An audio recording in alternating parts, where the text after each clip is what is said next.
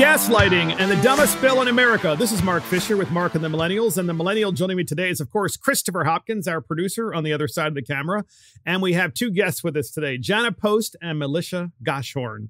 Welcome to both of you for being here. The reason why we have Jana Post and Melissa Goshorn today is because these are two moms with children, and they're very concerned about what's happening in the public school system today.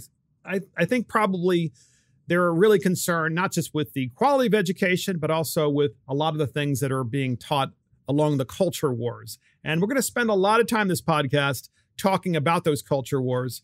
First up, gaslighting. How do we define gaslighting, either one of you?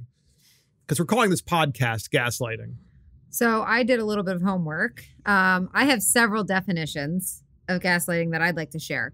In part, not in full. So gaslighting, it's important to know, can occur in any type of relationship. So a romantic relationship, work relationships. In the UK, gaslighting is actually a criminal offense, by the way. It's psychological, it's emotional, and it's kind of emotional abuse, because it says here that it's loosely defined as making someone question their own reality. So you have someone who's talking to you and they're in a position of authority, and they're trying to convince you about something that isn't so. And then you start questioning your own reality, and then you're afraid to speak up because they're in a position of authority. So they're gaslighting you and they're confusing you. And it's one thing for me to gaslight or to you to gaslight each other because you're adults. It's completely different when you do it to children. And so podcast listeners, that's exactly what this podcast is about. It's not about gaslighting from an adult to adult, which is bad enough. It's gaslighting by adults who are in a position of authority and don't have the parents around and are gaslighting to the children and intentionally confusing them and thinking that that's okay. So first up, we have Governor DeSantis, the great governor of Florida, podcast listeners. He says kids are off limits. He sues a bar that let children attend drag shows. So get this.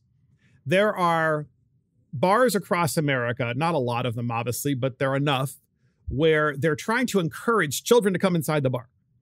And the children come inside the bar with their parents, mind you. The children aren't drinking alcohol, but what the children are doing is they're observing drag queen shows. And the bars are actually encouraging this. And in some cases, they have a children's menu. So before we go to Jana and Melissa, we want to hear what Governor DeSantis is going to say about this. We have that clip, and here it is. Well, first of all, there was a video out of Dallas where they had all these young kids putting money in the underwear of these drag queens at a bar, and that's totally unacceptable. And I said that at the time. Then what happened was a week or two later, there was video from a place that had similar stuff, and then that was identified as being in Florida. So we said, wait a minute. Having kids involved in this is wrong. That is not consistent with our law and policy in the state of Florida. And it is a disturbing trend in our society to try to sexualize these young people. That is not the way you look out for our children. You protect children. You do not expose them to things that are inappropriate. So that's Governor DeSantis, the great Governor DeSantis of Florida, the few people in America who are actually elected and have the integrity, but also the ability to articulate why it is wrong. I want to hear from Jana and Melissa. Jana, what do you think?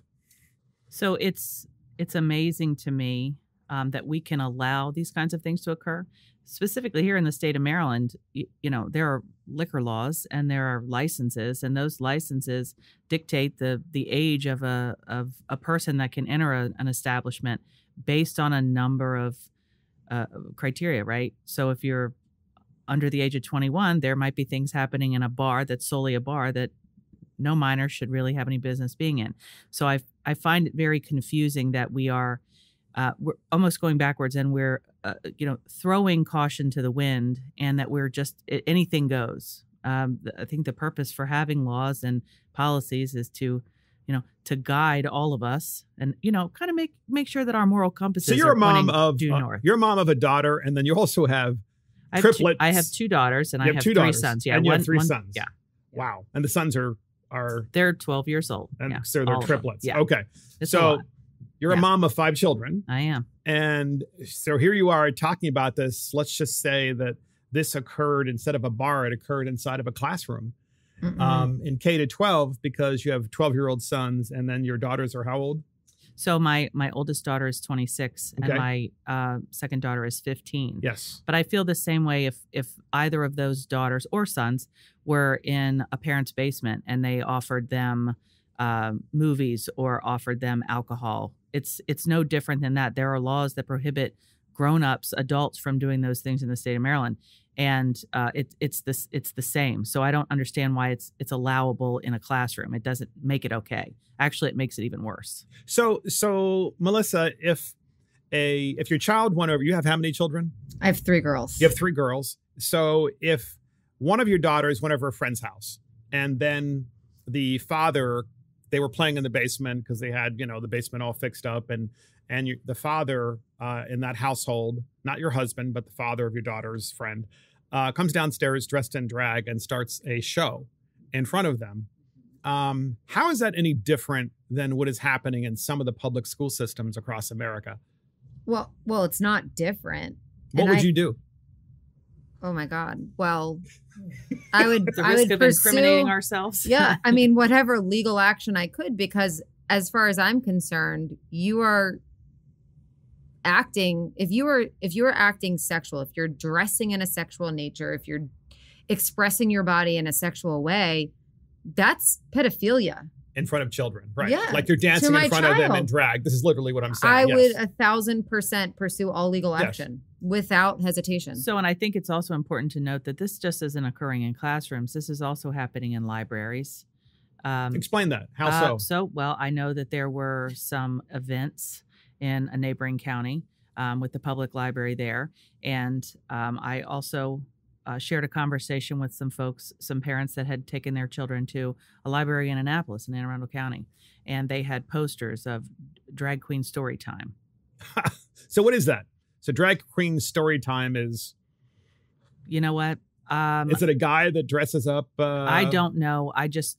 We never even got to that point because I think we just shook our heads and, So he's in reading to children. disgust. Yes, So- or yeah. she. Dressed in drag. Yeah. So dressed instead in of having drag. grandma story time, where a grandmother who's very nurturing and motherly and has wisdom, instead of having her read to the children, or a God librarian, you got to have a drag queen, because everything has to be. And this is why I'm really honored to have both of you here, because you're both super moms, and you're fighting on the front lines of this culture war. And you're doing so in the state of Maryland. And by the way, I have no doubt there are millions of moms that are just like you across the country, except that you are the only 2 people that I know personally who are fearless in speaking up against it. And you're not doing so by saying it's this party or that party. What you're doing instead is just saying, look, these are children. It's the policy that I'm against. It is this push towards sexualizing children in the classroom. I mean, has any of this happened in the classrooms in which your children are now? Not specifically in any of mine. No. But in other classrooms in the same school system? Yes. Yes, that's what I thought. That has been shared. There Okay. have been things, and not in elementary school specifically that I can think in terms of drag queens or Not- that kind of. Not drag, but I will say I'm very involved in my children's education. And so my daughter was in 5th grade last year, and I knew they were going to have, family life and, that course. And I'm That's in 6th grade? in 5th Fifth grade. grade. It's in 5th grade. That's when they talk, Yeah. they're supposed to be talking about your body's changing Okay. and, All right. all of this. And that's been standard for Okay. a long Puberty. time. Yeah. Okay. And so I reached out and I said, I want to see the materials because I've learned not to trust. You can't trust. And they said, basically everything's vanilla and it's fine and it's going to be great. Well, weeks after my daughter participated, I finally get the actual materials because I was told they were made available online and everywhere. And 2 things bothered me, and maybe I'm a little old school, but one is they had the boys and the girls in the classroom at the same time while they're discussing puberty, which I feel it doesn't give the children an opportunity to ask honest questions. That's a really If their great point. bodies are changing, as a little girl or a little boy, I'm not going to raise my hand and be like, I think that's not old school. I think that's common sense. well, yeah, I mean, I think so, but Yeah. I'll tell you, people think it's old school to think that way. Well, not to date So- myself, but that's the way that it was when I took it in Me the 5th too. grade. A little Girls different. and boys were separated. Yes. So that bothered me because if First of all, there are different issues. Yes. so many different issues, And they're very personal. how is a And- little boy going to talk about, what his body's experience, or a little girl? So that bothered me. And then secondly, I got the materials. And again, maybe I'm old school or just want my child to like be a kid for a little bit longer. They had, and I will admit, at least they were drawings, but it was a naked boy, fully naked, and a naked girl in this magazine. Again, drawings. But why does my 5th grade little girl need to see a little boy's penis? Why does that need to happen? Yeah, yes, he has a penis. Everybody knows that. But like, she doesn't need to see what it looks like in 5th grade. She's not a biologist. Yeah. That's not important to a 5th grade child. Yeah, it's supposed to be about what's happening to your body and the fact that that same thing's going to happen to others in the same sex classroom, Yeah. which should be separated. It makes perfect sense to me. Well, Yeah. and here's the deal. There is argument certainly that we have to educate children because they're learning things on TV or they're learning things from older siblings or so it's the school's responsibility to teach these children because I think But there's is it? there's a generalization that it's not being taught by parents. So the school has this obligation because they're taking the role of parenting. And in some areas and in some cases, maybe that is the case. But it doesn't mean that the parents don't get to have a voice or don't get to speak up in defense of, what's being taught. And I can appreciate that, what a child, and I hate to use the word child, and I know that there probably are children that are sexually active in the 6th grade. I wish that wasn't the case, but I know, I'm a realist. And I understand that you do have to have some conversation and some basic education about if you do this, then this can happen. What I can't really get behind and appreciate is the over sexualization of all of the content and the confusion. In the 6th grade, they say you have 2 genders, and this is in this county. You have 2 genders. You have male and female. We'll jump ahead to the 9th grade, and the curriculum in not every classroom across the county, but in some of them, there are documents that say, well, there are more than 2 genders. So, and I had a meeting, and I said, I'm confused. I said, how could you expect a person whose brain isn't fully developed to not be confused if it's confusing me? Which is why we're calling this podcast Gaslighting, because gaslighting is literally about someone in the position of authority, certainly someone who's educating your children, saying that there are now more than 2 genders. And your child is like, well, gee, maybe I'm one of those, because they're being gaslighted and they're getting confused. And which, of course, opens the whole door for all kinds of new problems, which the school system has caused. Yes. 1,000%. Well, and you know what? And I put I certainly have been in that position, and I've had that experience. And as an adult, I thought about how difficult it was and how hard I had to question what I really stood behind and what I was saying. And almost to the point where I thought, is what I'm saying insane? Is this really, am I crazy? Is this really what we're saying? When in fact, that isn't the case. So I can only imagine how confusing it could be to a child. Which is literally the very definition of gaslighting, which is you think that you're going crazy because what the other person is doing. So I'm just curious, has anyone taken the next step against any of these individuals who are promoting this kind of nonsense, namely that there are more than 2 genders, and trying to teach that to children? That is to say, has any parent taken up the cause of just saying, you know what, this is child abuse? Because we're calling this podcast gaslighting, but the fact of the matter is that really, in this particular circumstance, that's child abuse, because the child is just like, well, wait a minute, maybe I should go online, which I want to hear both of you talk about this as well, which there's nothing you can't find online, which is just wreaking havoc with our society. So then the child goes online because of what they just heard in school, which they are told is fact, that there are more than 2 genders. And they go online and they're like, oh, well, I'm going to explore this more because this seems like it fits who I am. Well, not only does it fit, but we have sensationalized it so much. If you look at, my kids have no access to anything. We're Stone Ages outside digging in the dirt. Okay. So there's no finding it on the internet. They don't know what the internet is, but they're in conversation with people who have the internet. So, that's not, they can get access. all to say I'm not ignorant. However, when you look at even TV shows now, our cartoons are making this they are normalizing it to the point to where children now think they are not normal because they believe who they are. Like, that's what we've decided. And that is gaslighting at the worst possible place, because when I was in middle school, I wanted to make sure I had like the right book bag. That's what I cared. Like, am I going to get made fun of because I have the off-brand JanSport? That's what I cared about in middle school. And now these kids all of a sudden are like, am I supposed to be a boy? Well, yeah. I like the color purple. Does that make me gay? No, it just, that's a question for my own son. I said, no, son, it just makes you like the color purple. You're 12. Just be 12. You know, you shouldn't be having sexual experiences, and we're not dating in the 6th grade. That's Amen. not, we don't do that. That's not happening. And so just worry about being a good friend. And of course, you know, and at the end of the day, work on being educated, because whether you're gay or straight or whatever, when you grow up, if you're stupid, you can't be successful in anything in life. So here we are. Well, Real talk. And I can only imagine in your household with triplet boys that probably the biggest issue is, you know, can you please put the toilet seat down? Because that's what my mother had 3 boys and then a girl, and that was always the issue. You literally yelling.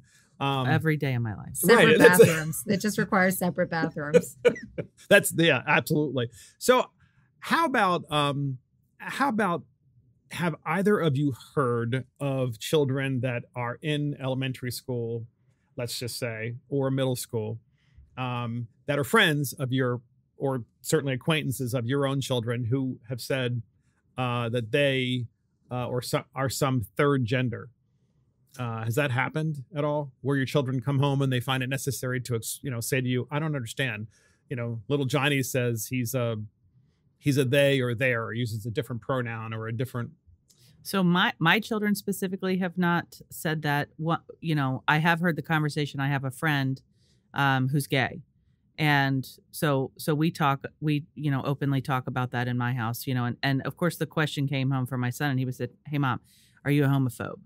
And I said, I didn't even know that you knew what that word meant. But the short answer is no, but could we expand upon why you're asking? And he said, well, I have a friend in school and he's gay. And I said, well, how do you know that he's gay? Well, he told me. I said, well, how does he know that he's gay? Well, sometimes when you know, you know. I said, all right, okay. I could take that as an answer. And I said, however, you're 12. Your friend is 12. And you need to focus on being respectful and being a good friend. And you support that friend no matter what. But in this house, boys are boys and girls are girls. That's the way you were born. That's science. That's how it works. And at some point later in your life, much later in your life, when you're an adult and your brain is fully developed, and I'm talking beyond 25, you come to mom and dad and you need to have a serious conversation about your sexuality or your gender. We can work through that with some professional help. We'll do that. But not before then. Not Really? until your brain is developed. That just makes too much sense. That's just, you know, I feel like you need to be a school teacher in the school system. Oh, no. My kids told me after virtual learning that was not my calling. 100%. They were like, please don't. Just never. I said, okay, I'll find other ways. It's just, it's just fun to be with parents who are just so commonsensical about this. And I just don't understand like how there are parents that are out there. Have you ever run into parents who are out there who can't wait to get the crazy curriculum of multi-gender and who knows how many into kindergarten? Yes.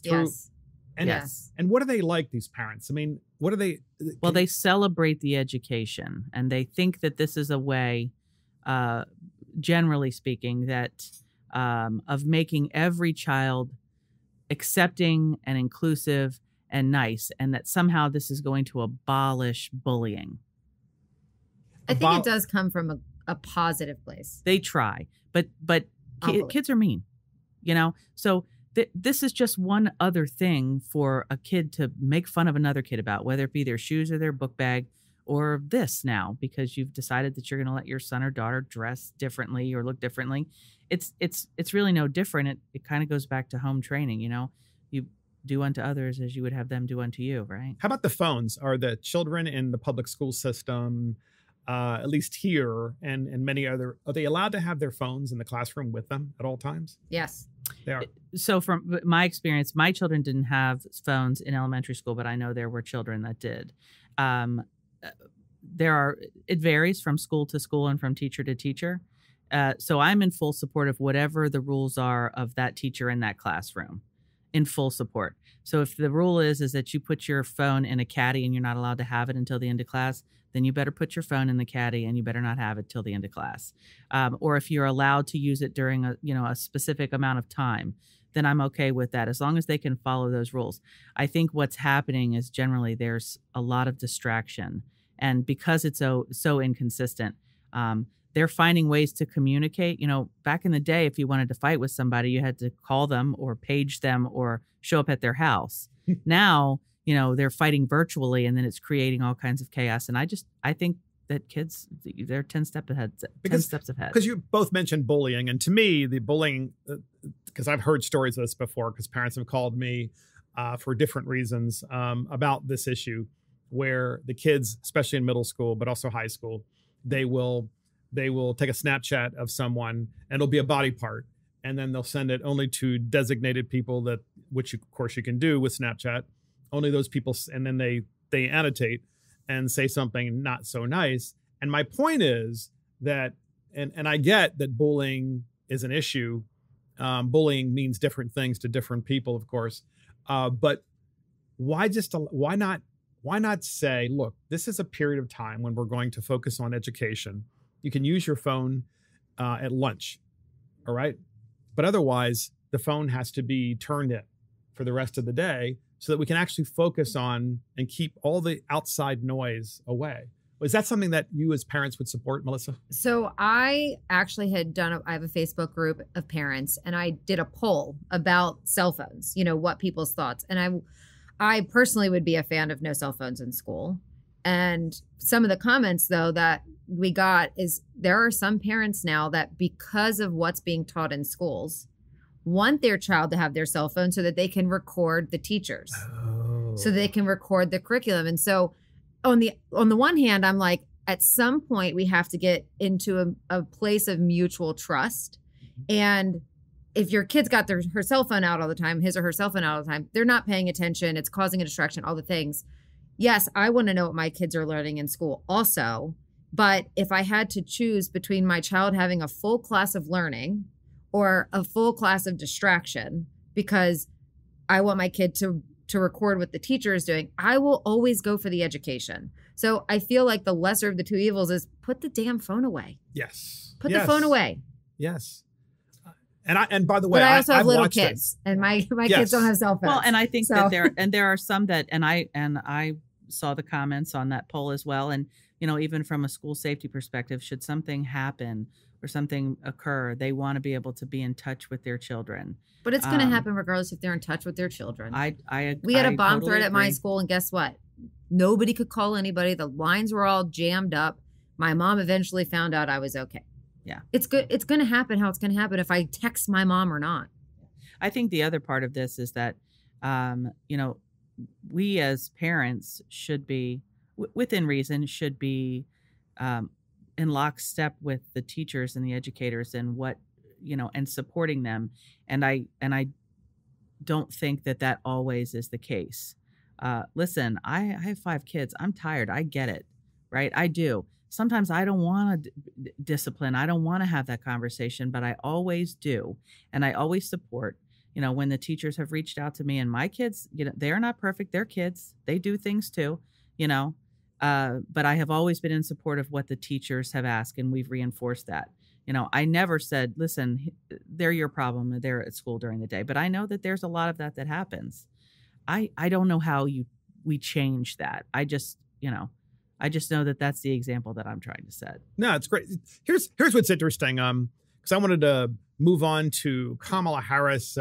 It's really weird when you have leadership that decides that they're going to talk about this issue as if it is the norm. Again, Kamala Harris, in this case, she gaslights for groomers because she refers to DeSantis's law where you can't use this indoctrination in pre-K to 3rd grade. I'm talking about transgender indoctrination and talking about, remember, these are like the youngest of youngest children, and it seems babies basically.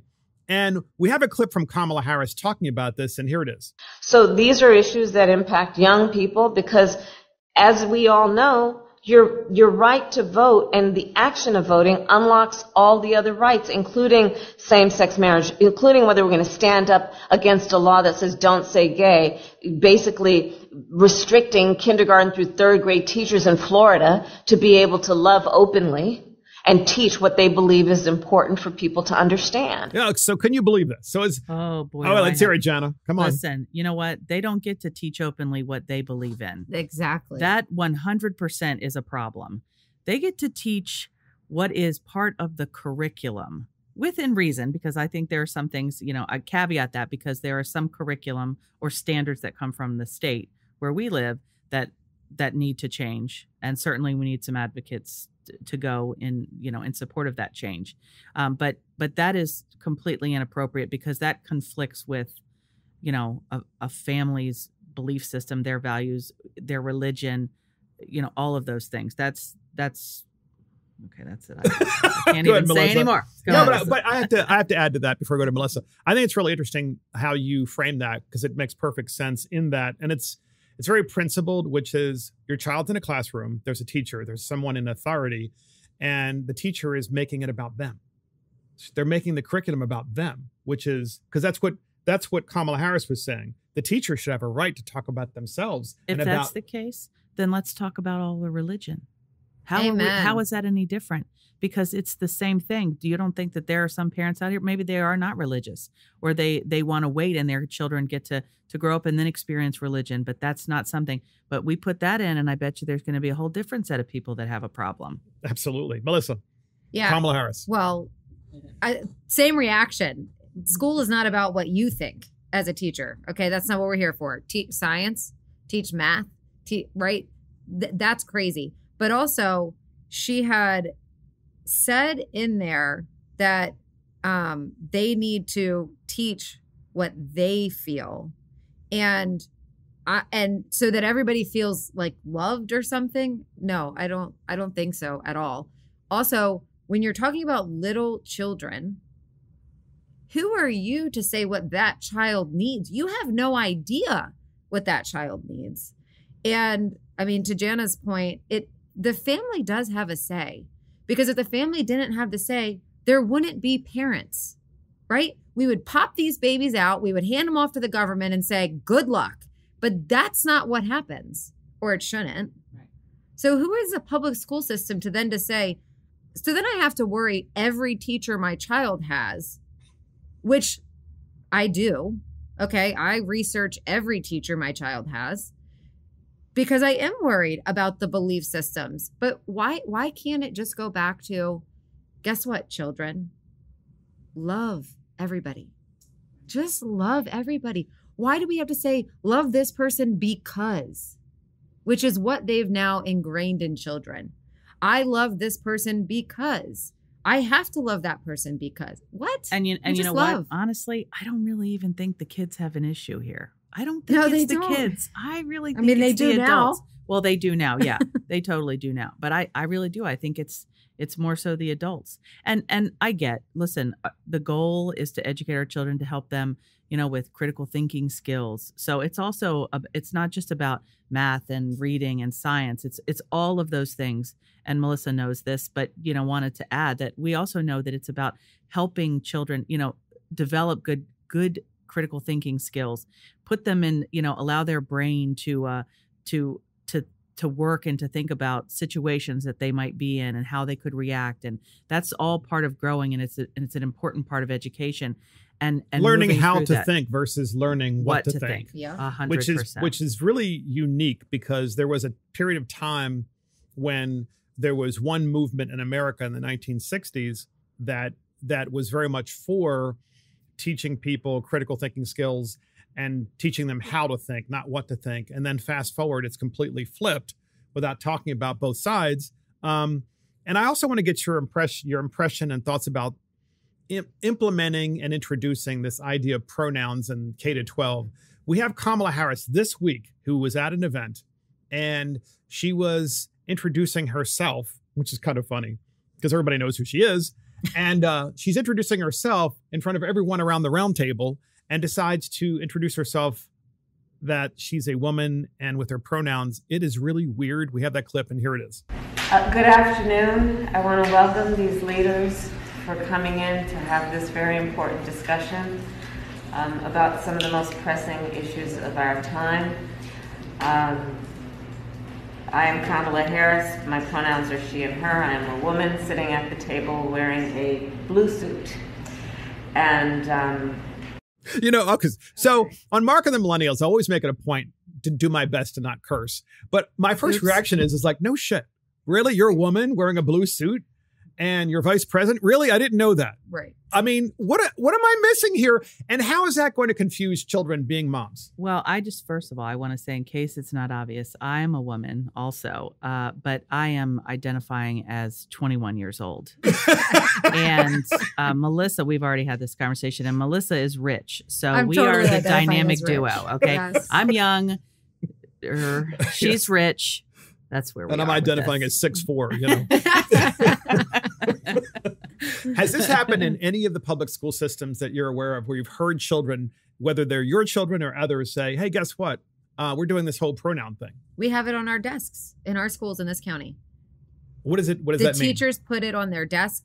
You can find it in email signatures. So teachers are emailing their students, and students, even there are some classrooms in this county where students that have designated desks, so we're talking elementary school, are displaying their pronouns on their desk in elementary school. Now, let me just tell you. Elementary school. If my child comes home this year and tells me that she has she, her on her desk, I can tell you right now, this mom is going to have a real big issue because in 3rd grade, I'm going to say, no shit, you're she, her. Excuse me. You just said you don't it's cuss. okay. But obviously you're she, her because you have a vagina, and you know you have a vagina because we talk a lot about body safety here.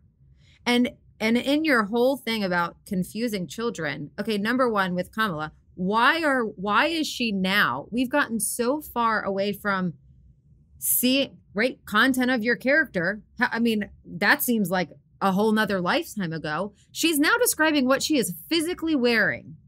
Now, are these for the blind people? And if so, okay, I'll buy into that. You want these people to have an immersive experience with you. So it's important in this moment for them to know you're wearing a blue suit. Okay, that's crazy.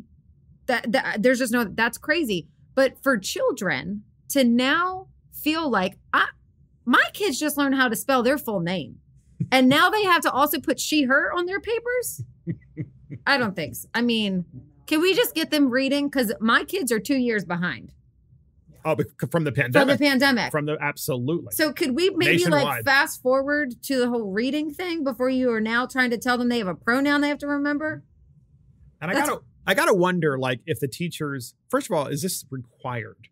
Is this required by statute? Did some politicians say you've got to start introducing pronouns into the public school system? No. Or not that I'm aware of. Or is it just because, some teachers getting their jollies off of and to be fair, most teachers are great teachers, but all it takes is a few really bad ones to introduce this into the classroom. Well, it's no different than offering up rainbow stickers to every student in your classroom, or posting rainbow stickers all over a school that this is a safe space, a rainbow person safe space. Where are the safe spaces for just all the children? Why do you have to fit into, one of these pockets of or groups? Just let the kids be kids, please. Well, it's not. What's interesting about that is this. First of all, brilliant point about dividing people into groups and saying you have to belong to a group in order to feel safe, which is just restating what you said. What I find interesting is, and I know this firsthand, is that a very, very good teacher in the system, and by the way, podcast listeners, this is nationwide, the teacher was told, you must discontinue the Republican Club in high school. You must discontinue it. And remember, the Republican Club was during lunchtime. So it was not during learning time. It was during lunchtime. So kids could go to the classroom. They could eat their lunch in the Republican Club. They could talk about stuff that they wanted to talk about. And to be fair to the podcast listeners, I'm 100% all for there being a Democrat club and an independent club and a libertarian club, of course. Okay.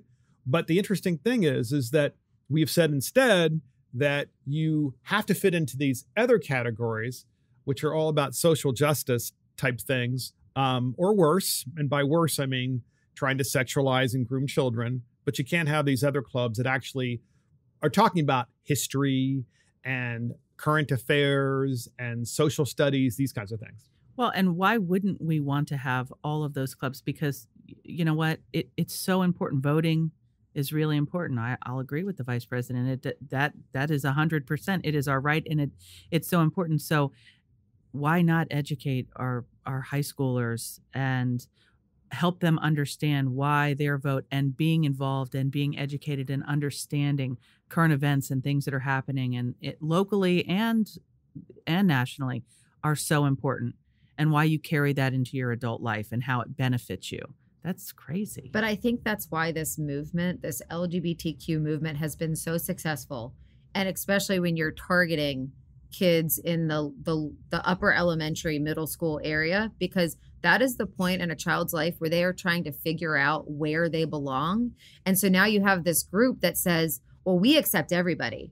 And I know you talked about this recently on one of your podcasts, Mark, where, you know, this definition now of cisgender. So now you're giving the kid, I was born a girl and I believe I'm a girl and I hopefully act like a girl most of the time. You're certainly biologically a woman. I'm a biological woman. That's I immutable. believe that. And I believe that. Okay. So that means now I'm cisgender. So they've created this circle that's now I'm gonna have to start taking notes. I know that's so big that I think about my daughter that's about to go in middle school, and I know she's already fighting with who she's going to be in the world. And we talk a lot about, you know, how you act gives everybody around you an idea of who you are, right? Without saying anything, how you act. So now I know she's going to be fighting, like, where do I belong? And then she's going to find this rainbow on the wall.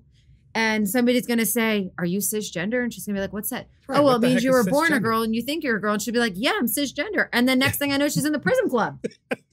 So that's a great segue for our podcast listeners into this story. And I can't wait to talk to these two individuals about this story.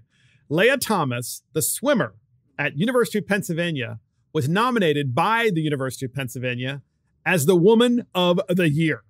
So Leah Thomas is really not a woman. Leah Thomas is a man, a biological man. And Leah Thomas, of course, is a swimmer and has done very well in the NCAA because the NCAA has allowed a man to swim against women. And not only has Leah Thomas done very well as a swimmer, which is really a guy, Leah Thomas is now being nominated as Woman of the Year. The rest of the Ivy League rejected this idea, but UPenn thought it was a great idea. I want to hear what you two have to say as moms and women. I'm offended. I'm offended not only for myself as a woman, but I'm offended for every female athlete out there, every single one of them. There are significant biological differences. My daughter happens to be a competitive swimmer. She, in conversation with her, I said, what do you think about this? Well, I don't think it's right, but the rules are the rules. I said, okay, well, I agree in part with that. And then we were on a camping trip, and my husband is not a competitive swimmer, has never been a competitive swimmer. Is not an avid exerciser of sorts and other things. Okay.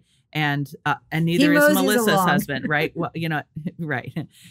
So they were in the pool and they were gonna challenge. Now my daughter has been swimming. She swims 2.5 hours a day, 6 days a week. And she's 15. And she's 15 years she's old. Almost at the peak and of she's her. Yes. And she's about 5'6" or maybe 5'7" a little bit if she's on a, stands real tall.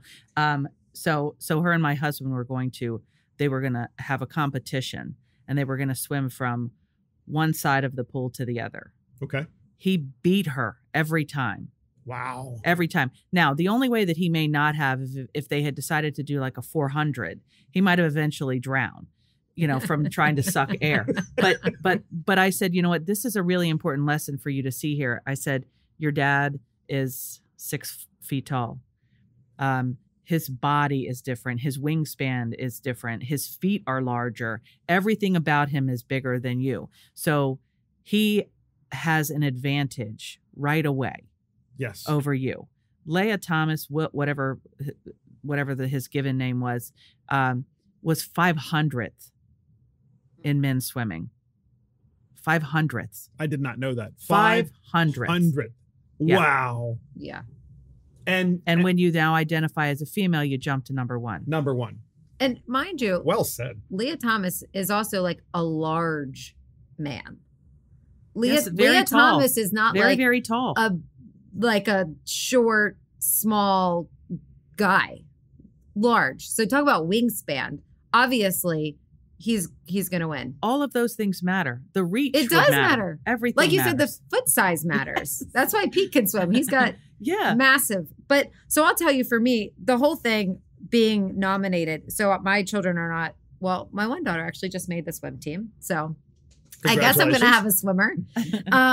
But just having 3 daughters, I was a competitive athlete. I was in competitive cheerleading, which some people would argue, with men. I was going to gaslight her just now. I know you were. I know you were. I totally But I was in competitive cheerleading with men, and I'll tell you, I was a base and a flyer. What the men my age on my cheer team could do, I could never do. Granted, I'm little. I'm 5'2", right? But still, I could lift as many weights as I wanted to lift. I could train 7 days a week, and I did. And I could not throw another girl in the air like my male counterparts could have done.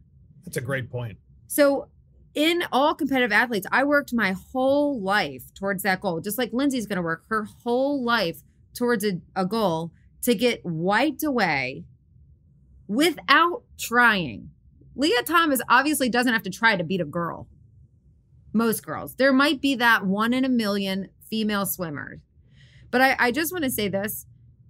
What bothers me more so than the fact that it's just completely ridiculous, okay? Leah Thomas still has a penis, okay? And they made these women change in the locker room. That's right. With him. True story.